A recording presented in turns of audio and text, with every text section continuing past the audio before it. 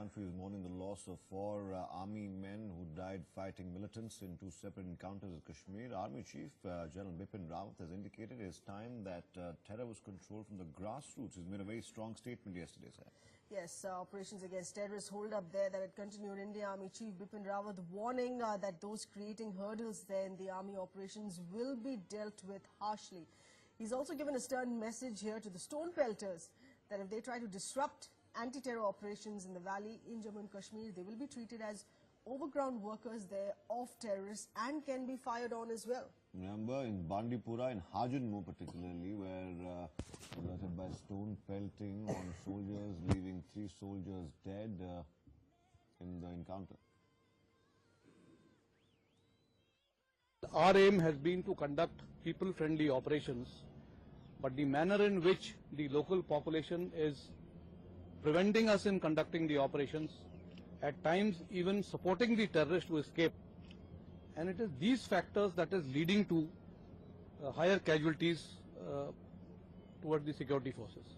We would now request the local population that people who have picked up arms, and these are the local boys, if they want to continue with this acts of terrorism, displaying flags of ISIS and Pakistan, then we will treat them as anti-national elements and go helter-skelter for them. Statement that is coming from Kiren Rijiju, MoS for Home. Here's what he stated. Take a look. National interest is supreme. Anybody who acts against the national interest will be treated as somebody who has not done his duty. So I don't see anything wrong in what Army Chief has said. Whatsoever General Rawat has said needs to be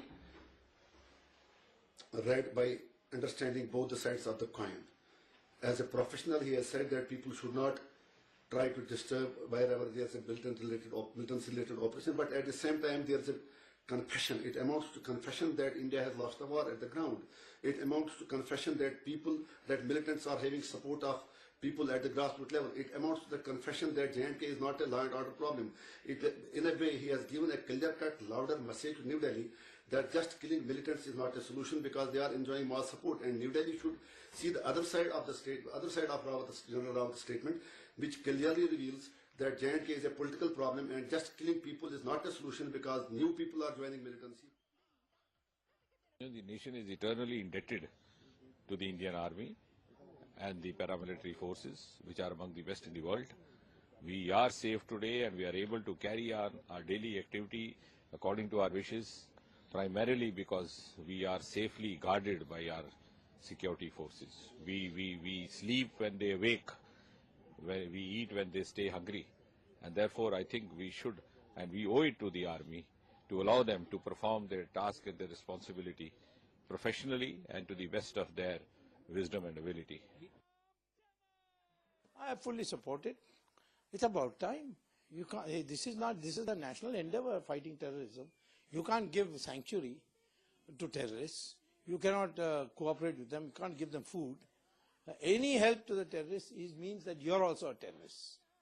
So therefore, the army is right and the army's patience is gone. I mean, they are getting killed because they have to restrain themselves beyond the necessity. We respect Mr. Rawat as the head of the army, but he must refrain from making these kinds of statements. We feel that's a most justified statement and that they should act upon it because it is such kind of elements which are, posing hindrances in the path of the army in tackling militancy. State government has also got to review its policies and stop glorifying the militants and the anti-nationalists. That's very, very important, and they need to support the army. If at all, normalcy has got to be, brought to Jammu and Kashmir. And